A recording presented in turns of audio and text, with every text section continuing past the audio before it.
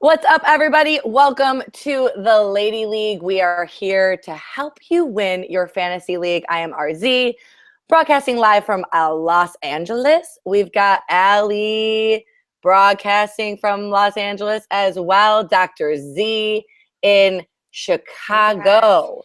So let's get right into it, ladies. Let's not waste any time. Let's kick it off with the first whistle. I'm putting 40 seconds on the clock. Dr. Z, you can kick us off when you are ready. Go. Okay, I guess I just need to get this out of the way talking about the Bears. The Bears beat themselves in week 5 by committing just way too many penalties. They really need to tighten up. On the other hand, Hoyer was efficient. He didn't make a single major mistake. He completed 33 of 43 passes for almost 400 yards, 2 touchdowns and 0 interceptions. So he was definitely a good pickup. And I'm afraid, though, because they are still losing, that Fox is going to make the terrible decision to start Cutler over Hoyer in a week or two. Mark my words, it will happen, and it's going to be a terrible mistake. All right, good. 39 seconds. I liked it. And yes, Cutler's the problem. Don't tell Craig. Oh, I'll get to that later, ladies. I know you will. Okay, Allie, it's time for your first whistle. Reset the clock, 40 seconds. And wait, can I click it? Go. Go? Allie, go. Yay! Okay, so the Panthers are in a little bit of this is my panther right here. It looks like a black cat, but it's a panther. Okay. Well, it looks like they're not going to be doing it this year. And I wonder if it is sort of the curse of going to the Super Bowl. I think you find a lot of times that the loser of the Super Bowl almost never goes back the year after. And so I'm wondering if there's a little bit of Southern voodoo going around with that. Really, that game was ugly. They were coughing up turnovers, missed field goal. Not that the Buccaneers did much better. And I'm just wondering, is this our fault? Did the dab become bigger than the whole city? we ruined the dab. I let you go because you were on a roll, but you were overtime. Sorry, babe. It's okay. Do you have anything else you want to add? We'll give you a little extra, a little OT. No. You're good? You and your panther are good. Poor panther. Okay, so it is my time. I'll put it on the clock. Okay, you guys. Odell gave some love to the net. I mean, love him or hate him. That was cute. It made me laugh. I thought I don't know. I just want him to have fun out there. And mind you, I say this as a Packer fan who won the game. So if we hadn't won the game, I wouldn't say anything nice about Odell probably. Speaking of the Packers, who would have thought we'd be talking about our defense being better than our offense? What's going on there? I don't know. We're going to talk later in the show about some Packers receivers because we've had some questions from our audience. That is my time. Okay, first whistle done. It's in the books. Good job. A little mopes and gloats. Let's we all know, all of us fantasy football players know that half of our time playing fantasy football is lamenting, wallowing, trash talking. It's part of it. So mopes or gloats. Dr. Z, are you moping? Are you gloating? What's going on? Well, I really should be gloating because I won 3 out of 4 matchups and I'm in second place in 3 out of 4 leagues. A little bit of gloat about starting Larry Fitzgerald on Thursday Night Football. I know a lot of people benched him. I had the combination of Larry Fitzgerald and David Johnson, who got me over 50 points, and I obviously won that matchup. But yet, I feel like moping because I lost for the first time in my 2-quarterback league. I literally had half of my team on a bye in the matchup that I have dubbed the Battle of the Backups. I was playing Hoyer and Anderson, and my opponent had Taylor and Lynch, and I blame Anderson and the Panthers 100% for my first loss of the season in that league. Thanks for nothing, Anderson. All right, Allie, are you moping? Are you gloating? I'm mostly gloating. My baby, Ezekiel Elliott, a.k.a. Easy Bake Oven, cooking up some touchdowns. Oh, God. Finally, he started the season a bit slow, but he's just rolling right in that sweet spot. It's going to be a weird week for me next week when he's playing the Packers. And I'm like, no, No, You can't root for him. You've got to go Packers. I don't. No. I never. I know. Um, Allie and I watched the Packers game together, so I know that she's Packers first. And what else? Oh, Big Ben had another good game, even though it was horrible Bumblebee in jail outfits. I don't know I like one. them. I like them. They've grown on me. It looks like Scotch tape. It's not good. They've grown on terrible. me too. I used to like bumblebees in jail, but no, I like them. I got used to my one mope would be that it's like I never know. I always choose the wrong tight end to play. I left 30 points on the bench with Martellus Bennett, aka Soldier Boy Tellus. That's a nickname my brother came up with. I have to shout out to him. So stupid. Yeah. So thankfully Rudolph is on a bye this week, which will help me. My last one was like I said last week on the waiver wire to pick up Sammy Coates, and I would say he would float our boat, and I can gloat about that waiver wire pick. I had a good week. That was some good rhyming. Allie, maybe your problem is having 3 tight ends on your team. That is not recommended. Not recommended by the Lady League. Well, defend yourself. there are reasons. Okay. You guys, it's like past moping at this point. I am like wallowing. I literally, can I have a fantasy football podcast and give people advice and not play? Like, that's really where I'm at this season. And I know I need to like get it together and, cool my jets. Also, you guys, my cat, my cat's trying to get. Is that a panther? That's a panther. No, I don't know, a jaguar. Anyways, I'm wallowing. I give you guys advice every week, right? I tell you who to get on the waiver wire. And then I tell you, don't play Fuller because he's playing the Vikings defense and they're super tough. And then what do? I put in Fuller out of desperation because it's either drop him or I don't have a bench spot, which I'd never drop him. And then he gets 0 points. And like, mind you, I will happily start him against the Colts next week, who gave up 522 yards to the Bears. Yes, I said it, the Bears. So yes, start him next week. I had to start him this week. I'm just devastated about it. And then also, I said the same thing about Terrence West and Dixon. We were talking about them last week. I was like, West for now, Dixon down the road. And guess who put Dixon in? Because it was the same situation. I was desperate. I'm yelling. I'm getting frantic. It's okay. It's understandable. I just those sit or start like Saturday night, Sunday mornings are stressful. I literally, I'm like that therapist who like counsels her clients to like lead a happy life, and then like my life is a disaster. You know who you're more like? You're like Patty Stanger, formerly of the Millionaire Matchmaker. Like, she can get everybody a husband, but she cannot land one herself. It's hard. Yes. It's hard to win NFL games, and it's hard to win fantasy. Yeah. God. Ugh. Anyways, let's move on. I don't want to think about it. Let's move on to our weekend in review. Yay! Yes, week 5 is in the books, and we can't really talk about week 6 until we recap week 5. Dr. Z, you want to kick us off? Okay, a couple of teams I want to talk about. So just when we thought they were completely out of it, the Cardinals rebounded on Thursday Night Football. In spite of those impressive performances from Johnson and Fitzgerald, they're still only in 3rd place in the division, behind the LA Rams and, of course, the Seahawks. But whoever would have seen that coming with the LA Rams? I just, that's surprising, and I'm kind of into it. Me too. And then the other team, this is another game I watch closely, is the Chargers. They suffered another epic 4th quarter meltdown. I mean, it was just almost comical if it wasn't for the fact that it started, it began with my boy Melvin Gordon fumbling again. Yeah. And that just turned the tide of the game. And, the next thing you knew, it was all over. Was that the battle of the teams who may not be in their cities next year? Potentially. Oakland and San Diego. So. Yeah. So some people are going to, a lot of people are saying online, sell high on Melvin Gordon. He's got never giving up on him. I don't believe it. No, that's your baby. That's your bae. He is my baby. And I realize at this point it's hard for me to be objective. it became hard when it was to the point where I was in a bad mood a week ago and I watched highlights of Melvin Gordon scoring touchdowns for Wisconsin to cheer myself up. So I appreciate that. Good.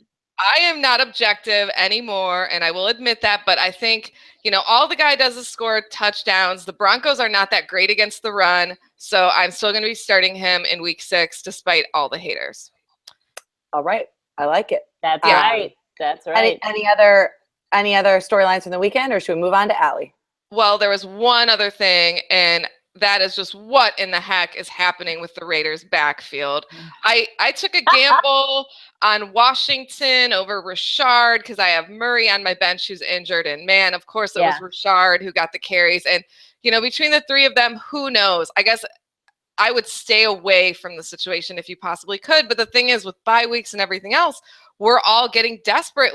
Those teams that we thought we were going to stay away from all season, suddenly we're looking at them like this guy is going to save my week. And it's pretty pathetic. So if I had to rank these running backs today, I would say Murray, then Richard, and I don't know why everyone says his name like that, and Washington would be third, but, stay away if you can. Yeah, but you probably can't if you're anything like us. We're getting down to the bottom of the barrel with those running backs. So we'll talk waivers a little bit later, but it's bleak out there. Yeah. All right, Allie, any storylines from? Yes, we've got ourselves a quarterback controversy. We got to figure out who's Dallas going to roll with. Who should they roll with? Is this Dak attack going to sustain itself? If they keep winning, they got to roll with Dak, right? Am I right? Romo. What was it when we beat them in the playoffs with that Des Bryant catch? They had an amazing season with Romo. So they've won with him. Romo is made out of toothpicks. He's just not.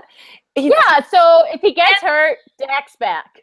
Yeah, but then also it's if you're winning, if you've got a winning combination and Dak's your future, then go with it. Especially if they beat the Packers. Fingers crossed they don't. I mean, I don't know. I say roll with Dak. I understand loyalty, but I understand you got to go with the future of the franchise, right? And we've been through this before with Romo coming off an injury, and he has not been good coming back. Yeah, well, I don't think it's good. He's normally good in September and not in November, December. So we already missed good Romo. So his good Romo when time it gets is done. cold, his bones get more brittle. Yeah. I think that makes sense. I'm also gonna say I'm probably jumping the gun, but maybe I was correct about the Eagles. They were the hottest thing on toast 2 weeks ago, and then they lost to the Lions. I get that it was sort of one fluke play, but I just telling you guys, don't trust the NFC East, okay? Those kids can fall apart. So I'm not gonna brag too much because I know the Eagles might actually be the real deal. But maybe we can slow down. And I still don't know who's going to win that division. Even that one interception, I'm still on the Wentz wagon. I think he had one interception. I'm still on the Wentz wagon. I still think he's the real deal. We'll see about the NFC East. Okay, so you guys, we can't talk about week 5 without talking about Brady. He's back. With a vengeance. It was against the Browns, but still, no one's mad about 406 yards, 3 TDs, and 29 fantasy points. No. It was Colleen. Dr. Z, we can just hold that up again in case anyone didn't see it. She's booing us. She's booing Brady. No, you guys. Mariota stole his thunder just a little bit by getting 30 points, but still, if you've been streaming QBs like I have, waiting for the Messiah's return, you are very, very happy. The Messiah! Oh, God. Oh, no, she's going. Come on now. I mean, he's Brady. But anyways, sticking with the Pats, Gronk owners, you guys are fine. No end zone for him, but 100 yards and a decent 10 points. But Martellus Bennett owners are even happier. What did you call him, Allie? God, you guys in your Soldier Boy, tell us. Soldier Boy, tell us. Instead of Soldier Boy, tell him. He had a career high 24 points, 3 TDs, and I think they're going to keep rolling with that 2 tight end set, and that's going to make them both viable starts going forward. And just a little talk about running backs. Don't knock that timeshare in Atlanta. This is the Second time. Yeah, this is the second time in the last 3 weeks that both Freeman and Tevin Coleman finished in the top 10 at their position. So who needs a work hard? Let me start again. Who needs a workhorse back when you got two of those guys? When you got two. When you got two. Okay. Chill out. Freak out. Enough about Brady. Chill out. You're freak. What was that, Dr. Z? I said enough about Brady. She literally put in an outline as we were prepping for this week's episode. Somebody's gotta talk about Brady. Please don't let it be me. Ha ha. Ladies, if we have an audience, which I think we have something, everyone wants to hear about Brady. Well, I guess. I mean, a lot of people are annoyed. Like, that's all we've been talking about, and he hasn't even been in for the first four weeks. But still, I know. Got to talk about it. All right, we're going to talk about chill out or freak out. There are certain players that didn't live up to their potential. Julio Jones this week. So, Dr. Z, who are you chilling out on? Who are you freaking out on? Okay, well, I've only got one name this week, and that is Lamar Miller, and I am definitely freaking out. I mean, I can't really get him out of my lineup because I drafted him to be my number one running back, but while the volume is there and everybody said, oh, he's going to go to a new team and he's going to get more carries, everything's going to be wonderful, it just doesn't seem to be happening. And as a matter of fact, the Dolphins are just a hot mess. It's almost like nobody is startable, although Devontae Parker did pretty well this week. But Lamar Miller, I don't know. I feel like every year he busts and we forget about it. So yeah, it's I think you're again. right. I mean, he'll have one good week. Yeah, he will. I mean, he's like that whole, or is that like a whale? It's an orca whale, but for this discussion, it's a dolphin. Yeah, but yeah, you're gonna have to dye him like gray. Shut up. You guys, just a little bit more about Lamar Miller. That whole offense looked confused during that game, and I do think it's scary. And because they were playing from behind, I think that his carries were definitely limited, but they should increase. So. I don't see many more 2-point weeks in his future. I think he's going to be a little bit better. Yeah. So I get that you're freaking out a little bit where you drafted him. You want him to produce a little bit more, but you're not dropping him. You're not benching him. He's got the talent. So we'll see. I did mention this a little bit before, but back to the Ravens backfield for a second. You guys, West was averaging 8.6 yards a carry. And so what did Tressman do? He had Flacco throw 46 times and limited West to 11 carries. That makes no sense. That judgment call is probably why Tressman is now job hunting. And so Marty Morningway will take over the play calling. He was the QB coach. So I just say chill out and monitor the RB situation in Baltimore. I still think Dixon's got real talent. I think he's serviceable. He'll be great down the road. West should still be the guy to go with now. But I think a lot of people are going to be dropping Dixon after his half a point. But if you've got the bench space, I would keep stashing him. Can I say one thing, Becky? Yes. I don't normally do this, but if Dixon does not come through this season, I'm holding you personally responsible. I will take it. If there's one thing we know about fantasy football is you can do all the research you want. You can be high on guys. You can see them play, and you can be wrong. So it could happen. But I did say no. I mean, we'll talk about this at the end of the season. But I did say not to draft AP this year. So there's that. Well done. Some good things. I did mention Julio. You guys, I need to eat dinner. I can't even talk. No, we're doing great. Julio Jones, you guys. I know everyone's mad about his low scoring game, but it's fine. Forget about it. Fine. Tough matchup. He averaged over 100 yards the last 3 games, and Seattle might be tough again, but you start him and you chill and you just cool it. You start him and you chill. You chill. Okay, so I need to tell my horrible Greg story now. Greg is her husband, by the way. For those yeah, of you this is my husband, who's Jay Cutler's biggest fan. I don't understand. The only one. And so back when Tressman was fired, when he was the Bears head coach, The ex NFL player who was on the Vikings, Ravens, Packers, Saints, Quadre Ismail, tweeted something about Jay being a coach killer, and Greg just sat in wait for because he was like, no, Trestman's just a bad coach. And so he waited for this week when Trestman was fired to tweet at Quadre Ismail and be like, what a coach killer. And then Quadre responded and they had like a fight on Twitter. and then like Greg ended with like, sorry, Quadre, it just feels like I'm the only Jay fan. I was so mortified. Like, what are you doing? So anyways, that's my tack onto the Trestman thing. I'm chilling out on the Panthers defense, even though I'm not chilling out on the Panthers, just because I think their defense is great. I'm chalking it up to the matchup this week.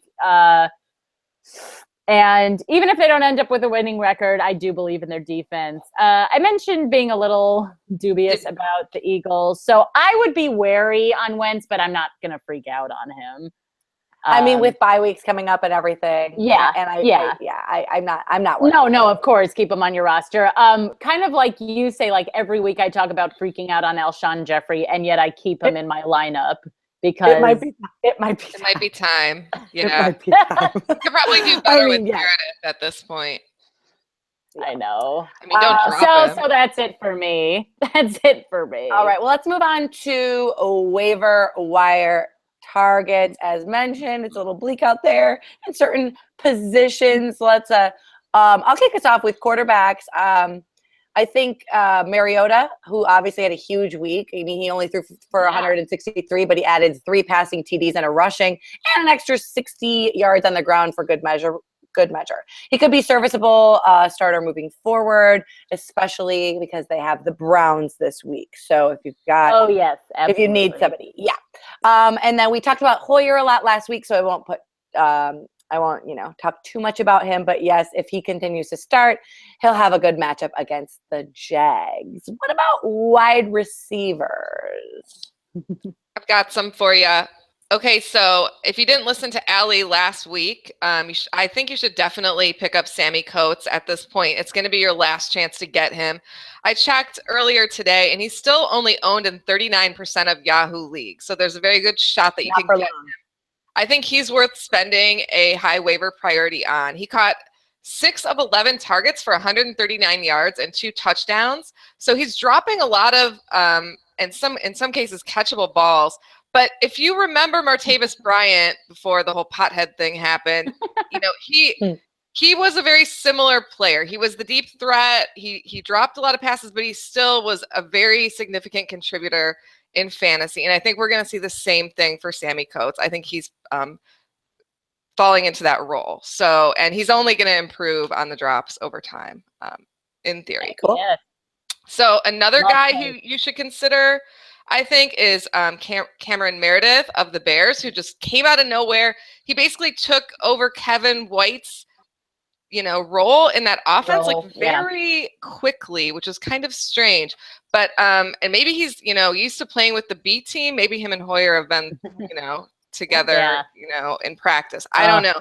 But 9 of 12 targets for 130 yards and a touchdown. That's pretty good. And 12 targets. I'm pretty sure Alshon Jeffrey only had 6.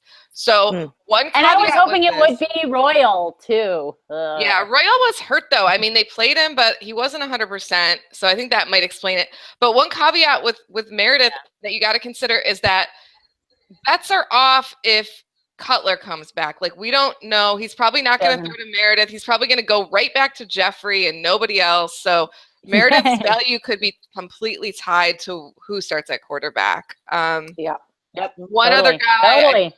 So be careful with him. That's why I think you should prioritize Coates over Meredith this week. One other guy I will mention is Chris Hogan.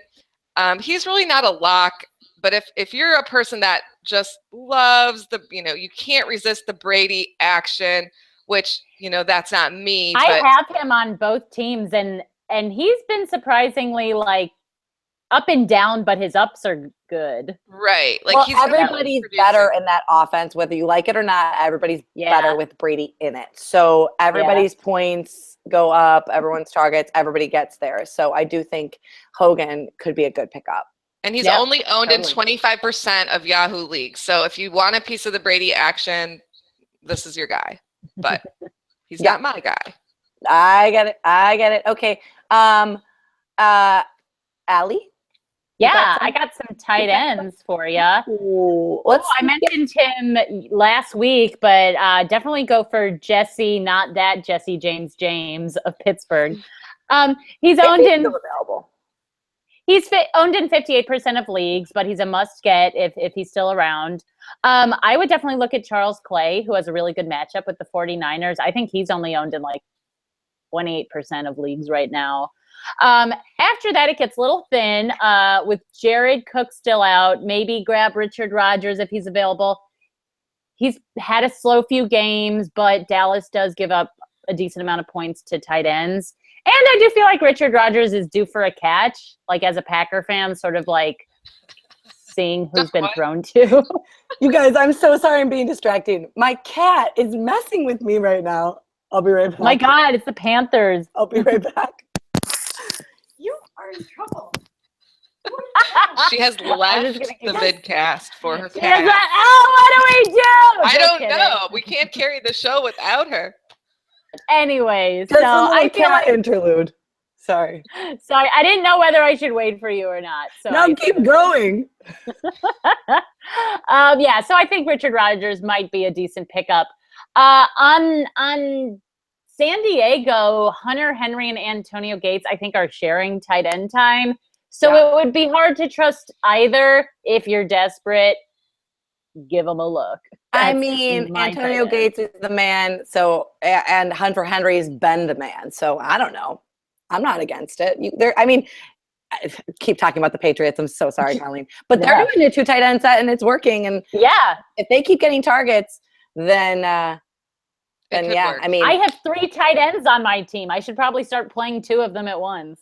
Maybe. We skipped over running backs because it's so terrible. No, it's not good. Dr. Z talked about Bilal Powell last week, so he's already on your roster if you listened, but he should continue to see an increased role as the Jets might be a little more careful with Forte. He did have that x-ray. We don't know exactly what's going on with him. And obviously they were playing from behind all game, which didn't help either running back, but he still rushed for 10, caught 6 for 41. So not terrible, not great, but moving forward, you should expect a little bit more. I'm sad. I was rooting for the Jets this year. I like them. Just you. I was. I like Brandon Marshall. I do. I like Brandon Marshall too. I like him too. And then James White, his role could increase. He should be the Pats catch passing back. And as I said, that whole offense is better with Brady in it. So those guys might see a spike. But really, besides that, there's not much out on the waiver wire.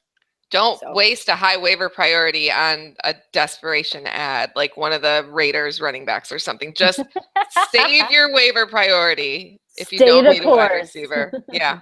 Right. I think that's pretty good advice, Dr. Z. Okay, so it's my favorite part. It's time for Bay of the Week. So Dr. Z, and we're just about out of time, so we'll just do this pretty quick. Dr. Z, who's your Bay? Well, I'm sure this is everybody's Bay, but I'm going to nominate Randall Cobb this week. I'm a little annoyed that he couldn't be my Bay. Well, if you got to the outline quicker. Anyways, so Randall Cobb was seriously fired up on Sunday night, and it was like a huge relief to Packer fans everywhere. Seriously, the Giants awakened the beast in Cobb. You could see it in his eyes, if not his stat line. I mean, he was really hungry, and he did get 9 of 11 targets for 108 yards. No touchdowns, but hey, that's almost 11 points in fantasy. He's probably not your number 1 wide receiver, so I'll take it. And one other thing real quick, Larry Fitzgerald for scoring 2 touchdowns and beasting out so hard in the end zone that he actually took out his own teammate, an offensive lineman, no less. Wow. That's legit. Yep. That's legit. Okay, Allie, who's Yeah, your bae? of the week? Sadly, I mean, I will subtly second Randall because RZ and I were like cooing at him like he was a baby otter on Sunday night. Even before he beasted out, we were like, isn't he beautiful? He's so cute. Look at those eyes. He's so cute. Look at those eyes.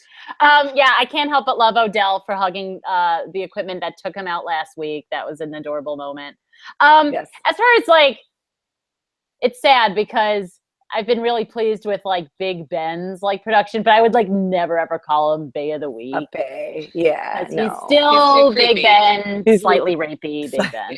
Yeah. Yeah. Okay, Allie, that's too many baes. It's my turn now. No, my bae. I said who wasn't.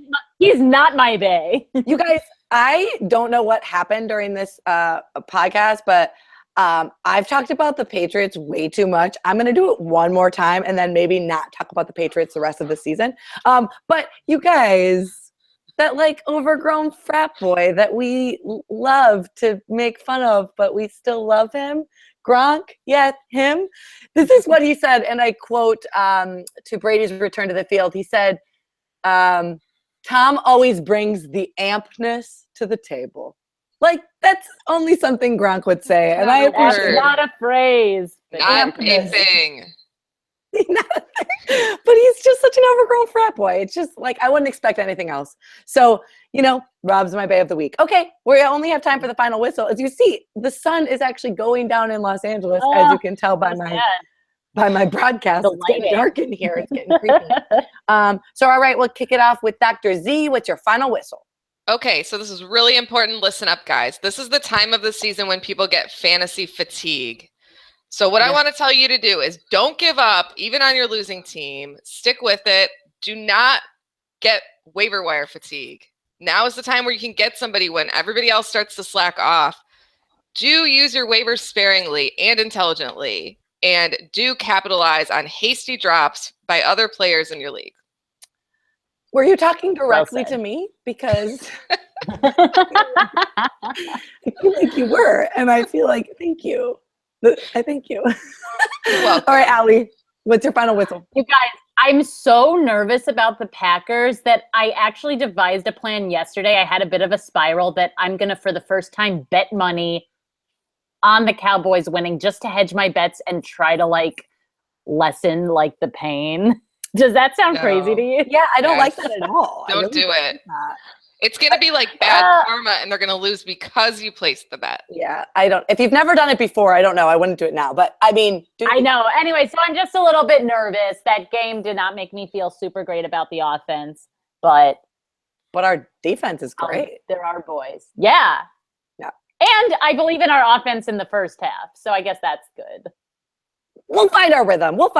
I believe. We'll find out with them. Okay, my final whistle is can somebody like lock my lineup for me? I mean, seriously, like Saturday night, come to my house, change passwords for all my leagues, and then sign me out of all my devices so that I can't change anything and I can't tinker. And I mean, like, I think you guys out there trust me, and I just need to trust me. Okay? I just need to trust me. You know it. As she my fades to black. My Trust Hey, me. I'm fading to black, you guys. I'm so depressed. You guys, my one saving grace is that it's down to me and one other person in my survivor pool. So there's a championship out on the line. Yeah. Maybe that's all I can win. But I'm going to listen to your advice, Dr. Z. I'm not going to give up. I'm not going to do anything hasty. I'm going to keep going because I believe. You guys, that's it for the Lady League. And thank you guys so much for watching and listening. Follow us on all social media at the FF Lady League on Twitter, Facebook, our Instagram's kicking off. And subscribe to us on YouTube so that you can watch us live and stay up to date. We want to help you win your fantasy league. So since the night is upon us in Los Angeles, it's time, and Allie's got all her furry friends. It is time So cute. to say goodbye. Bye, guys. Bye, guys. Bye, everybody.